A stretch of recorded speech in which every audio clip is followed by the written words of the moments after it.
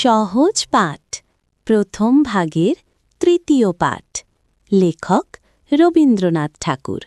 এই সাদা ছাতা দাদা যায় হাটে, গায়ে লাল জামা, মামা যায় খাতা হাতে, গায়ে সাদা শাল।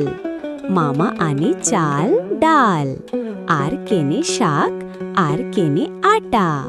দাদা কিনে পাকা আতা 7 আনা দিয়ে, আর আখ আর জাম 4 আনা। বাবা খাবে, কাকা খাবে, আর খাবে মামা। তারপর কাজ আছে, বাবা কাজে যাবে। নাম তার মতিবিল, বহু দূর জল। হাঁসগুলি ভেসে ভেসে করে কোলাহল। পাঁকে চেয়ে থাকে বক, চিল উড়ে চলে। মাছরাঙা ঝুপ করে পরে এসে জলে। হেথা হোথা ডাঙা জাগে, ঘাস দিয়ে ঢাকা। মাঝে মাঝে জলধারা চলে আঁকা বাঁকা।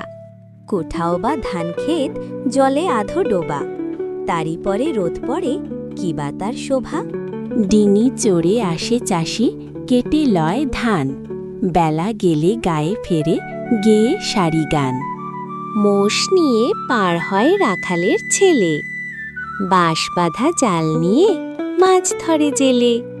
মেঘ চলে ভেসে ভেসে আকাশের গায়ে, ঘন শেওলার দল জলে ভেসে যায়। আজ এই পর্যন্তই। ভিডিওটি ভালো লাগলে লাইক দাও, সাবস্ক্রাইব করো, আর তোমার বন্ধুদের সঙ্গে শেয়ার করো। আবার দেখা হবে নতুন পাঠে, নতুন গল্পে।